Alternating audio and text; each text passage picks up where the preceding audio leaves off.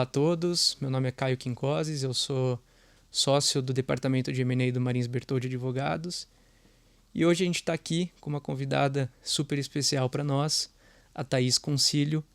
Hoje ela é responsável pelo jurídico e operações da Tool for the Commons, uma startup que está vindo aí para ficar, né, Thaís? E a gente vai falar um pouquinho sobre o setor de M&A em tecnologia, porque acho que é um ecossistema muito particular, com um dinamismo bastante diferente dos outros setores aí da economia real, né? E que, por consequência, eu acho que a gente tem muitos desafios que são bastante próprios, né? Então, quando a gente está falando de tecnologia, a primeira coisa que a gente pensa são grandes fundos de investimento, grandes investidores e tudo mais. E muitas vezes eu acho que os founders, né, os fundadores, eles são um pouco negligenciados nessa história toda por causa do glamour, do fundo, do investimento, às vezes do capital estrangeiro. Então, Thaís, eu queria iniciar o nosso bate-papo, né, primeiro te agradecendo mais uma vez por ter topado conversar com a gente, dividir tua experiência de tecnologia que é bastante grande. E eu queria iniciar falando então do cap table, né, do contrato social e do quadro societário das startups, né?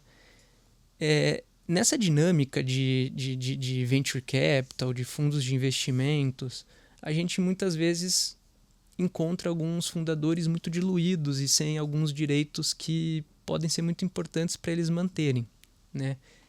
Então, assim,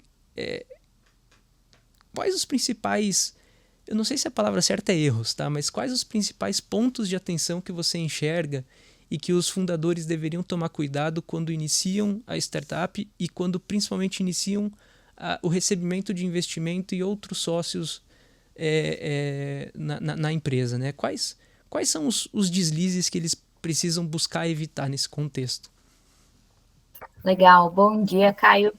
Primeiro, eu agradeço o convite de participar aqui do podcast. É sempre uma honra conversar, especialmente sobre um tema que causa tanto alvoroço, que é M&A. É um tema desafiador, especialmente para empresas de tecnologia. Eu estou nesse mercado como advogada de empresa de tecnologia já faz alguns anos. Nos últimos 5 anos eu participei de 3 M&As aí que a gente foi até a conclusão, todos tech, e acredito que eu possa aí contribuir. Vamos ver se eu consigo ajudar com as principais dúvidas. Então, muito obrigada pelo convite. Tenho certeza que vai ser um ótimo papo. Falando de cap table, né? Quando a gente começa a gestão ali da cap table, é algo muito diferente para os fundadores, especialmente porque geralmente eles estão focados no negócio.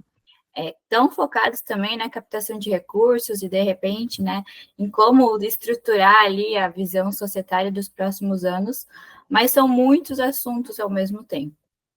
Então, o que eu falo, assim, que eu posso dar de dica para os fundadores, é que gerenciem a CapTable com muita cautela e com muito carinho. Então, não basta só ter ali uma planilha em que você tem todos os nomes dos investidores, qual que é o capital social, como é que você está dividindo, e contar com isso para ser a base de um data room ou para que você possa compartilhar com possíveis investidores no futuro. Eu gosto muito de pensar que a CapTable, ela conta uma história, né? Então, ela conta a história desde o início da startup, dos primeiros investimentos, aí depois a gente vai investidor anjo, a gente vai para o seed, a gente vai, né, criando a narrativa, e a CapTable precisa conseguir contar essa história também. Então, criar um controle, né? E aí os advogados conseguem ajudar bastante, mas também até o próprio controle financeiro, né? De como gerenciar essa cap table, quais são os fundos ou quais são os investidores, pessoa física, que você tem, qual foi o valor investido, qual que era o valor da ação naquele momento. Se você ainda não tinha valor de ação pré-marcado, mesmo assim, faça todas as anotações e vai criando uma cap table por round, né? Que cria uma cap table histórica. No futuro, isso vai te ajudar muito a ter mais clareza ali de criar essa narrativa e também para que, quando for chegar em rodadas maiores, você consiga ter uma boa gestão desde o início da sua startup, né? Que não seja algo muito trabalhoso. Hoje, existem alguns sistemas que ajudam a gerenciar a CapTable, que tem valores legais e que dá para começar, assim, desde o começo da sua startup, já com esse cuidado extra.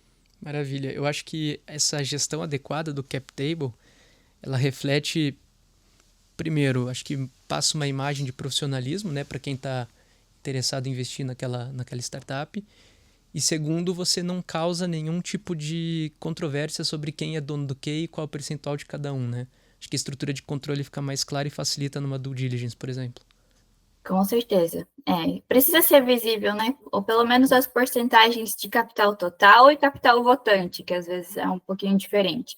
Se você tem essa clareza e acompanha, né, uma recorrência, com certeza, quando chegar a hora de um investimento maior, vai ser até mais fácil explicar essa cap table e ter uma visibilidade dela.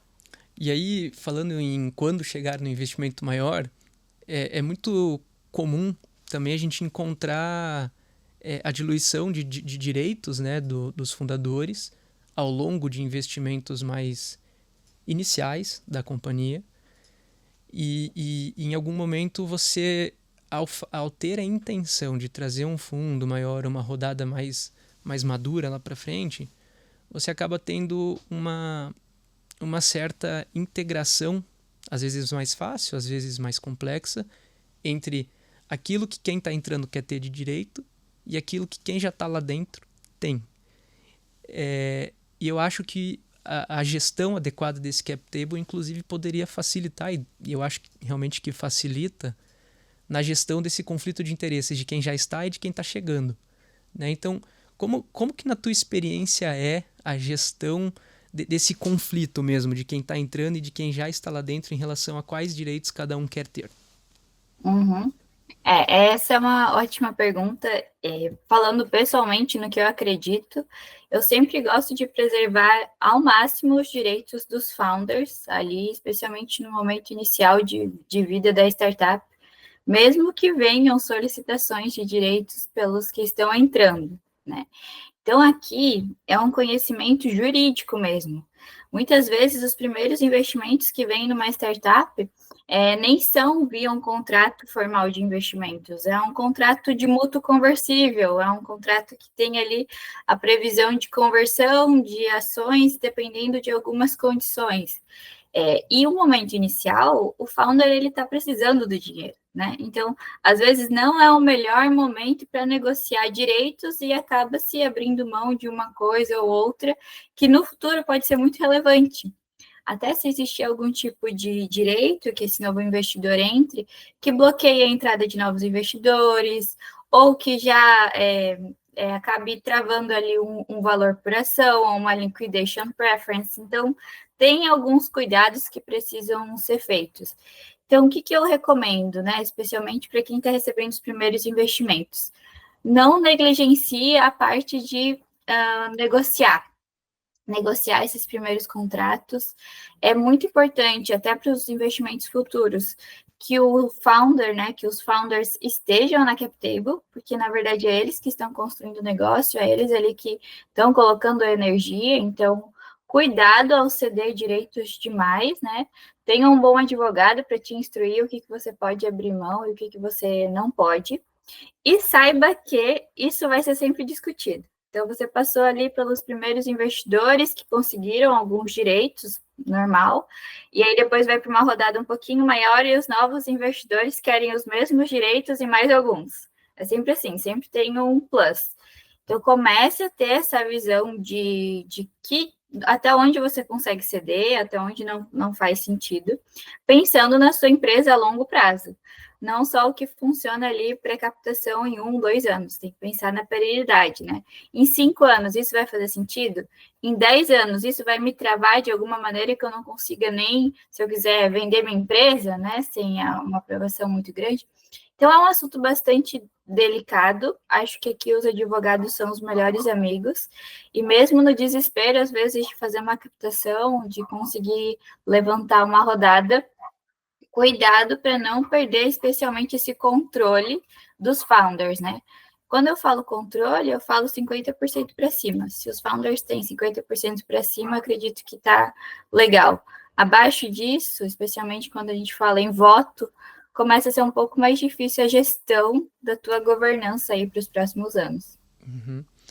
E acho que a grande dificuldade aqui dos founders é aquela história do, poxa, mas eu prefiro ter um pouquinho de alguma coisa que vale do que ter muito de uma coisa que não vale nada, né? E aí o fundador, ele entra numa espécie de dilema, porque de um lado ele precisa de recursos, né? Para o negócio dele alavancar, fluir, escalar, enfim. E de outro lado, ele vai falar, bom, se o preço para ter o recurso é abrir mão de um monte de coisa aqui que você, advogado, está me dizendo que é importante, eu vou abrir mão, né? Então, Tem aquele discurso, né? Os investidores iniciais precisam ser founders friendly, né? Precisam ser amigos do fundador. Eu uso isso como uma tese, assim, investidor, peraí, a gente está construindo um negócio juntos. Para eu conseguir fazer esse negócio ser de sucesso, eu não posso depender só de você para o resto da minha existência. Vamos negociar aqui, né? Até porque, é claro que cada caso é um caso, né? Mas no geral, eu concordo com a tua tese do founder friendly, né? Porque se você não tem uma legítima sensação, experiência de parceria, de sociedade, parece que o investidor está entrando contra o founder e o founder vai ficar com aquela sensação do, puxa, tá me passando para trás, tá me espremendo na negociação, e desde o dia zero, que aí a gente poderia falar aqui de integração de cultura, de sistema e tudo mais, não é exatamente o papo, mas desde o dia zero você já parte de uma situação de, puxa, não foi exatamente o deal que eu queria, né? Foi o deal que deu para fazer porque eu estou numa situação de necessidade. Então, fora a dica da negociação do deal friendly, deal friendly não, desculpe, do founder friendly, você tem alguma outra dica? Eu já li, por exemplo, em livros que os autores falam assim, sempre tem aqui uma alternativa para você poder negociar com duas pessoas ou com dois fundos, ou dois investidores, né, dependendo do momento que a empresa está, para você poder pelo menos ter a opção de escolher. Você acha que é mais ou menos por aí mesmo? Eu gosto de trabalhar com alternativas e evitar o que a gente chama de single points of failure, né? Se a gente ficar exclusivamente dependendo de um investidor ou de um deal, acaba sendo um pouco mais complexo. Mas o que eu posso dar de dica é não negligenciar a negociação realmente, sabe? Aprofundar, talvez, eu sei que quando a gente fala especialmente em tecnologia, em empresas que estão começando, a velocidade faz muito sentido, né? Você precisa que as coisas sejam rápidas, você precisa captar recursos, mas não negligencie a parte negocial, especialmente no começo, porque isso pode travar sua cap table, pode travar sua governança, pensando em longo prazo, né? E eu vejo que os founders não estão criando as empresas para travar em um ano e meio. Especialmente assim em contratos que a gente acha que são mais tranquilos, assinar sem advogado ou simplesmente levantar os valores, eu falaria, peraí, porque isso pode ser um grande comprometedor no futuro. Pega um pouquinho de tempo para negociar essas cláusulas iniciais. Ótimo. O difícil é convencer, né, o fundador, porque essa questão do tempo ela é muito delicada. E aí, pegando esse gancho, Thaís, talvez a palavra seja um pouco pretensiosa, tá? Porque eu falaria preparar, mas como administrar a emoção ou preparar emocionalmente os fundadores para duas coisas. Primeiro, abrir mão de controle, que nunca é simples. Eu sei que tem muitas startups que nascem já com o objetivo de serem vendidas e acho que faz sentido isso mesmo. Talvez nesses casos seja um pouco mais fácil abrir mão de controle, porque você já está ali querendo jogar o jogo, você já está ali para dançar a música, né? Mas em outras situações, aquela empresa, ela não é só um negócio. Ela é a ideia da vida da pessoa. Cria-se um apego até sentimental com a operação, né? Então, como que prepara o fundador para participar de um M&A e para abrir mão de certos controles e direitos ali para fazer o deal acontecer? Então ótimo. Vamos separar, então, acho que em dois estilos aqui. Claro que tem muito mais opções, mas existem os fundadores, sim, que já criam a empresa pensando numa venda, pensando no futuro, né, em já ter um exit. E aí eu acho que é um pouco mais fácil se preparar, né, preparar psicologicamente para a perda de controle. Então, ali é uma questão estrutural mesmo, fica mais tranquilo. Mas pensando nos founders que não querem perder o controle, aí eu acho que é onde é mais complexo. Talvez, Caio, eu vou falar algo que não é o que você está esperando e pode ser um pouco polêmico, mas vamos lá. Não necessariamente você precisa perder o controle. Existem algumas alternativas jurídicas que você pode extrapolar assim para ter uma visão de controle, apesar de você não ter a maioria da cap table, né? A maioria da quantidade de ações. Eu sei que depois a gente vai conversar um pouquinho sobre isso, né? Mas hoje existem alternativas de governança que também são fora do Brasil, em que você pode trabalhar com alguns tipos de cláusulas contratuais, por exemplo, que a gente chama de golden shares, que são ações, né, que têm mais direito a voto, e aí o fundador pode ter mais controle por um tempo, independente de ter ali o controle acionário em termos de cap table, né? É uma alternativa que pode ser viável. Às vezes também condicionar numa operação de M&A ou numa operação de investimento, condicionar que o controle permaneça com os founders até atingir 3 anos, ou até 100% do êxito, ou até atingir os earnouts necessários ali daquela negociação. Então, poxa, a empresa não vai adquirir, o investidor não vai adquirir o controle imediatamente, ele tem condições para ir adquirindo esse controle.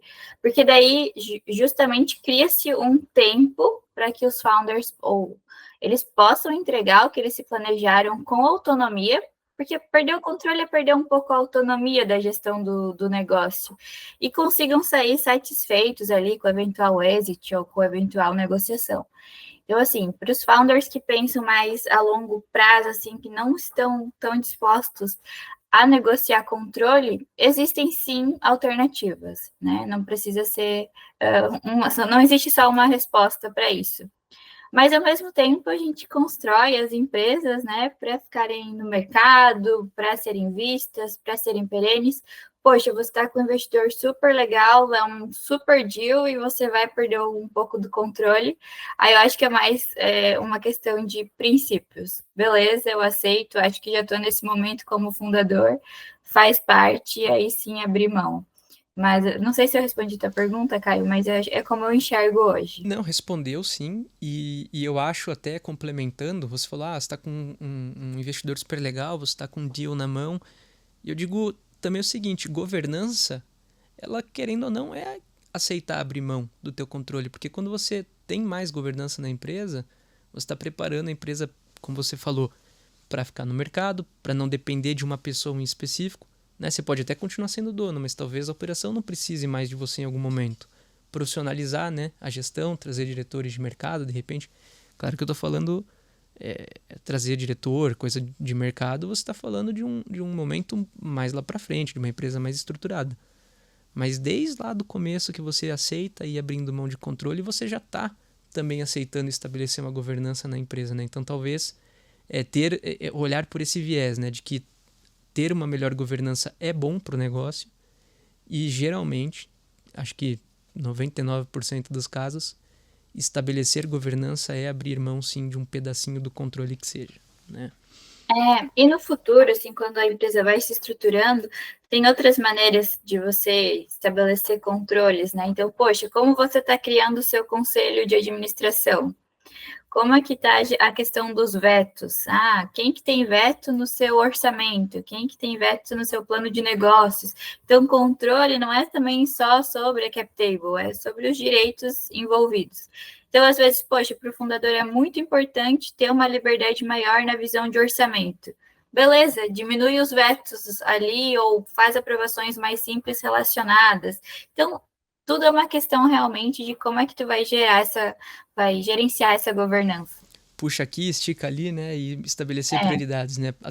E aí o founder fica satisfeito, o investidor também, entram assim em um acordo e funciona bem para as duas partes. Maravilha. E agora eu vou voltar um pouquinho no que você falou de estruturas no exterior. E muitas vezes, lá no escritório, as pessoas perguntam por que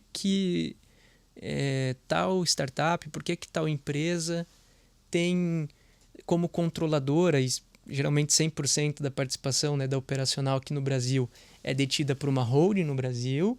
Daí essa holding no Brasil é detida 100% por alguma empresa em BVI ou em Cayman.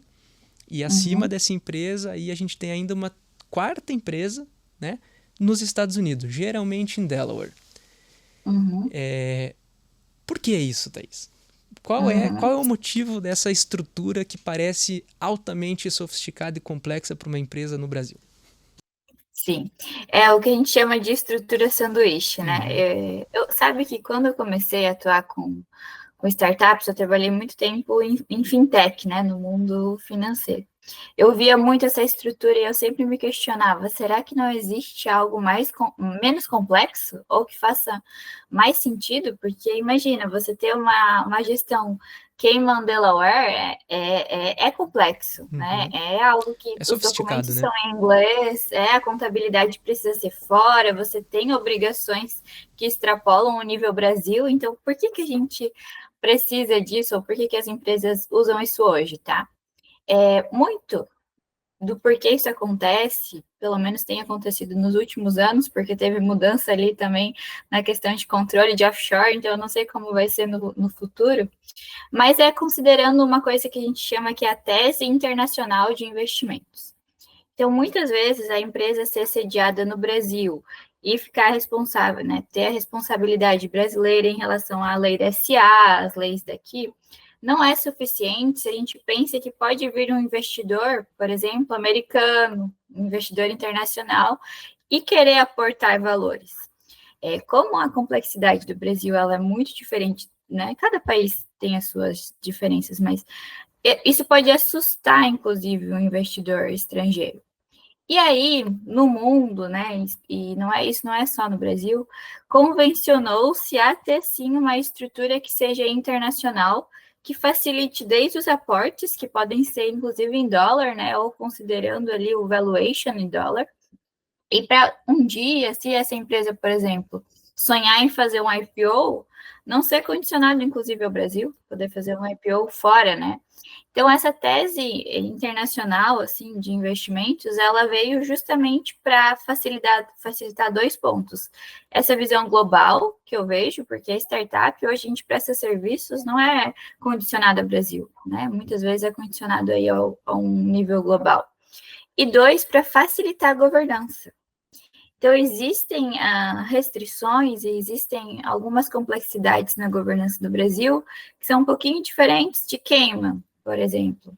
Cayman, você pode negociar a governança de maneiras mais simples ou ter alguns tipos de aprovações que são menos complexas. E isso para o investidor ou para quando você tem uma cap table com vários investidores faz com que seja muito mais celery, né? Então, assim, existem os prós, que aí eu digo que o principal pró é a flexibilidade de governança e a facilidade de receber investimento estrangeiro. E existem os contras, porque a complexidade de você ter ali uma empresa Brasil, uma holding, uma Cayman, uma Delaware, acaba gerando aí toda uma gestão, né, dessa governança, que para isso você não tem como fazer sozinho. Você vai precisar, sim, de uma equipe, pelo menos, de contadores e advogados para que gerenciem isso para você. Se eu acho que isso vai permanecer nos próximos 20 anos, não sei. Não posso falar que essa estrutura realmente seja a mais plausível aí para os próximos anos, mas é o que tem funcionado com grandes empresas. Se a gente olha aqui no Brasil, grandes empresas já utilizam essa estrutura e estão dando certo. E aí acaba gerando essa questão para as empresas que estão começando também. Uma coisa muito legal do mercado de tecnologia quando a gente fala em M&A é que você usou a palavra convencionou-se, né? Então acho muito bacana como tem alguns padrões de mercado que realmente funcionam.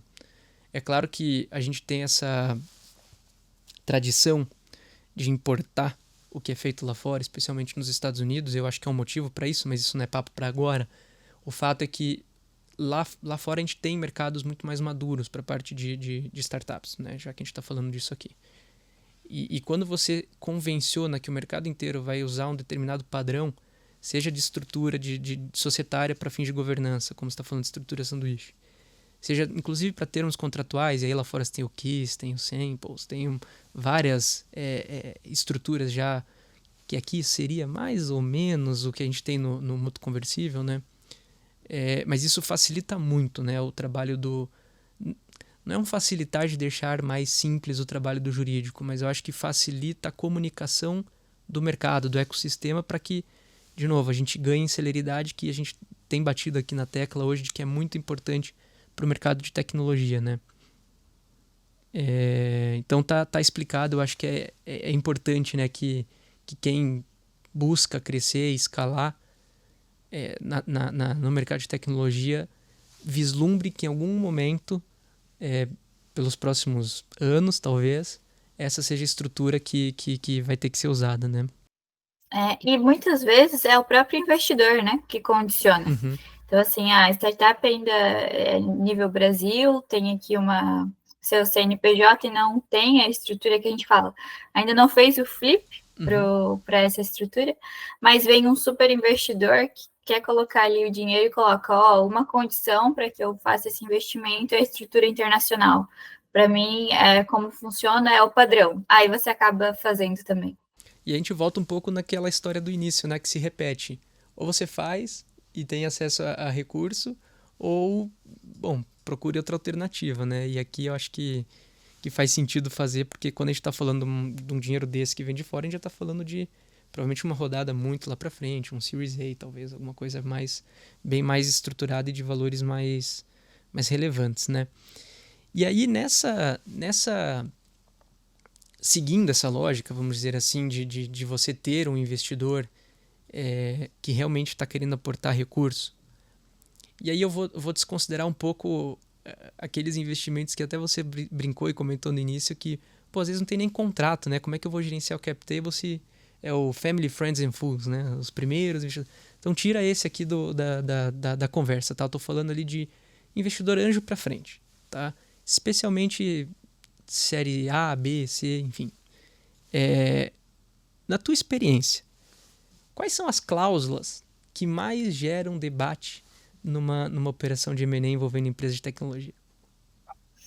Bom, eu tive a oportunidade de já passar por Series A, Series B, Series C, assim, acompanhando.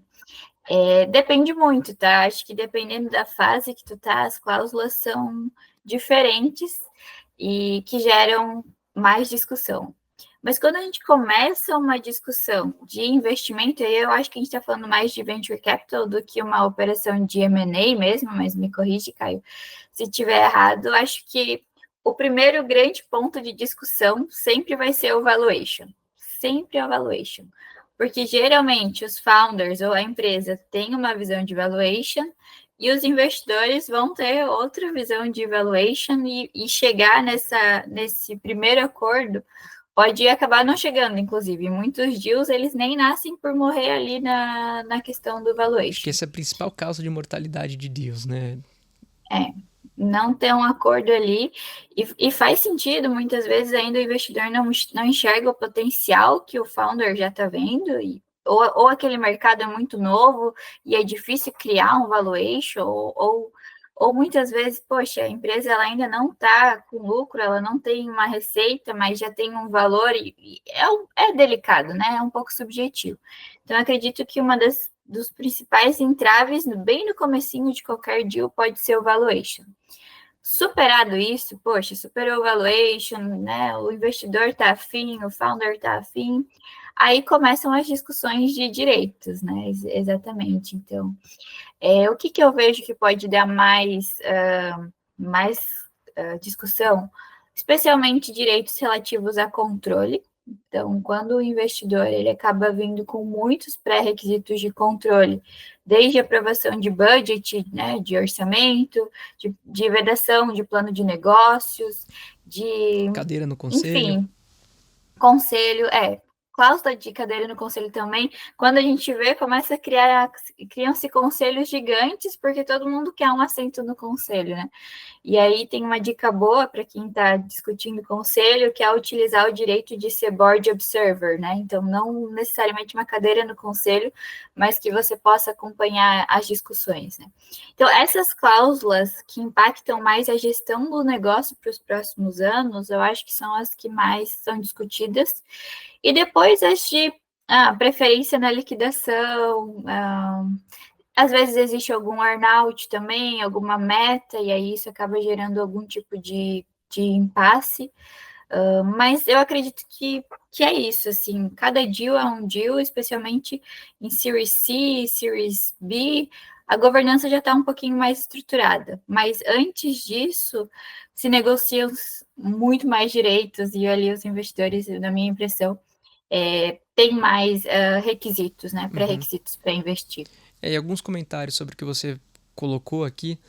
De novo, eu acho que quando a gente está falando de uma operação que está todo mundo realmente engajado para o negócio dar certo, é bom que o investidor queira ter alguém no conselho, porque afinal de contas, muitas vezes, você está falando ali do famoso smart money, né? Alguém que sabe realmente tocar o negócio, vai te ajudar a crescer. Então, eu acho que a mensagem, talvez, que eu passaria para quem está nos escutando, principalmente para os fundadores, é não tenham aversão, né, a abrir mão de ou convidar alguém para o conselho, porque aquilo ali vai fazer sentido, aquilo ali vai ser bom para a operação também. Se tiver um equilíbrio, Um né? bom conselho faz. O que eu vejo que funciona são conselhos que geralmente tem algum integrante que seja neutro, independente de ser uma obrigação legal ou não, então alguém de fora. Aí geralmente são os detentores ali de ações preferenciais, os maiores detentores de ações ordinárias, né? Cria-se um quórum e cria-se um conselho. Mas o conselho pode ajudar muito a empresa, assim. Então, poxa, ter pessoas que nem você falou que possam ajudar nesse conceito de, eu consigo trazer mais investidores. Eu já passei por esse tipo de negócio, eu já conheço esse tipo de segmento e tenho experiência. Traz ali uma bagagem também que consegue ajudar os founders e é relevante, sabe? Então, acho que a discussão de criar conselhos, só realmente ver até onde você quer discutir vetos ou aprovações, mas faz sentido ter um conselho bom, faz diferença. E essa estrutura de conselho, se a gente está falando de uma estrutura sanduíche, aproveitando os dois temas aqui que a gente tem debatido, você tem visto ela ser construída lá na última empresa em Delaware, ou esse conselho vai se dar aqui no Brasil na operacional? O que eu vejo mais é ser constituído em Delaware ou Cayman, né? O conselho fica lá, as disposições de governança de conselho ficam lá, e aí no nível Brasil geralmente fica a diretoria. Né? Que no final é quem mas vai nada executar. Impede que tenha também no Brasil, mas eu acho que acaba complicando um pouquinho, né? Até porque se a gente está partindo da premissa que a estrutura sanduíche é boa, né? Porque as leis lá de fora são assim mais amigáveis, entre aspas, tá? Para nossa estrutura de governança, por que eu vou escolher a estrutura sanduíche? Por esse motivo, eu vou estabelecer a governança inteira aqui no Brasil, né? Acho que ficaria um pouco contraditório. Então, Thaís, aproveitando aqui o gancho, né? Tocar num outro tema que você comentou rapidinho para a gente dar uma pincelada. Eu acho que o liquidation preference aqui, ele acaba muitas vezes sendo uma espécie de armadilha que o fundador tem que se preocupar, né? Você pode passar rapidinho pelo que é o liquidation preference e por que poderia se considerar uma armadilha em algum momento? Então, vamos lá. O que é o liquidation preference? Se acontecer algum evento de liquidação, e aí, evento de liquidação pode ser a venda da empresa, reorganização societária, enfim, um IPO, por exemplo, também? Um IPO, sim. Como é que fica o recebimento de valores, né? E aqui existe uma grande questão, que é porque existem ações ordinárias e ações preferenciais, e porque quando a gente vai criando a cap table, especialmente quando tem investimentos, a gente cria as classes de ações. Geralmente porque a gente vai estar tratando do liquidation preference com isso. Então, geralmente, ações preferenciais, elas têm ali um direito a mais, ou uma preferência na liquidez, se a gente compara com ações ordinárias. Geralmente, a cap table, as ações ordinárias são mais dos fundadores ou dos primeiros participantes, e os investidores, ao decorrer dos investimentos que vão recebendo, eles vão adquirindo ações preferenciais. Pode adquirir ordinárias também? Pode, né, Caio? Pode acontecer, mas geralmente se cria uma classe de ações preferenciais com ali um direito de liquidação já pré-determinado. Então, o que acontece é que os investidores podem receber primeiro, ou vão receber primeiro, dependendo ali dos múltiplos que são combinados. Faz parte da negociação. Geralmente, acho que isso não é um grande problema, entender que vai ter essa preferência na liquidação. Precisa-se ter um cuidado com os múltiplos, ou, poxa, o investidor que entrou por último, participou, sei lá, um ano da cap table, vai ter um direito de preferência na liquidação muito mais relevante do que quem entrou em primeiro e tomou o risco do negócio quando ainda era incerto, né? Então, o que eu posso falar aqui? Precisa ter uma visão negocial, de novo, de como que a gente lida com o direito de preferência e na questão de liquidação de valores. Porém, uma coisa que geralmente funciona é pensar em algo que faça sentido em termos de quando o investidor entrou e qual que é o liquidation, e se conseguir manter o mesmo, que aí faz total sentido, ou dar mais liquidation preference para quem estava mais no começo e assumiu mais risco.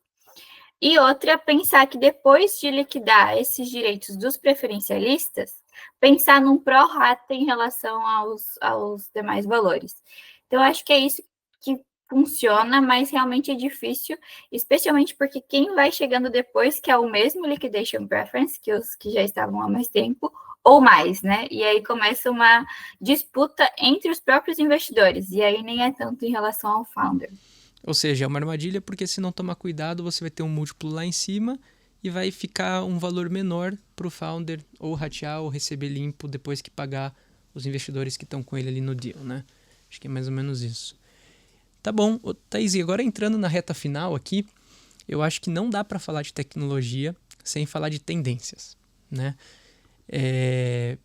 Acho que tá na vida de todo mundo, né? A tal da inteligência artificial, né? Então eu queria te perguntar, sendo uma pessoa que conhece tanto do mercado de tech, o que você tem visto aí de tendências para o mercado nos próximos anos? Uhum. Inteligência artificial, eu nem sei se é mais tendência ou se é o presente, porque a gente só escuta falar nisso. Inclusive, né, eu assino uma newsletter que é só de investimentos, e a gente vê empresas de IA recém-constituídas, com 2, 3 meses de operação, sendo adquiridas por empresas muito maiores, justamente para isso, para essa corrida que a gente está vendo em relação às novas tecnologias e o que a gente pode esperar dos próximos anos. O que eu vejo de tendência, tá? É tudo que puxa para descentralização, tudo que puxa para biotecnologia, tudo que puxa para inteligência artificial aplicada não só em chatbot ou para ajudar ali a questão de automação de tarefas que acabam sendo mais simples, né? Então, inteligência artificial é sim o assunto do momento, não tem como eu falar que não, mas existem conceitos de empresa, eu acho que até um que eu escutei esses dias era Deep Tech, que vai um pouco além dessa camada superficial e que é uma tendência aí para os próximos anos no mercado de venture capital. Acho que, além disso, eu falaria realmente de biotecnologia e todos os tipos de construções que a gente está falando em termos de saúde, genética, alimentos. Tem muito para se explorar e parece que a gente vê pouco ainda, eu tenho essa impressão. Maravilha. Vamos ver, né, como é que o mercado se comporta nos próximos meses, nos próximos anos. E com isso eu encerro aqui o nosso bate-papo. Queria mais uma vez agradecer muito a tua participação. Acho que quem nos escutou até o final tem muito a aprender com o que você compartilhou conosco. Eu fico muito contente de você ter podido falar conosco, Thaís. Muito obrigado mais uma vez. Então, Caio, eu que agradeço pelo convite, foi um ótimo bate-papo. Se alguém ficou curioso ou com alguma dúvida, eu também fico super à disposição. Super à disposição pelas minhas redes sociais. Então tá bom. Provavelmente eu vou marcá-la também no LinkedIn, então quem tiver curiosidade, Thaís Concílio, né? No LinkedIn mesmo. Isso, Então tá bom. exatamente. Obrigado de novo, Thaís. Muito obrigada, Caio.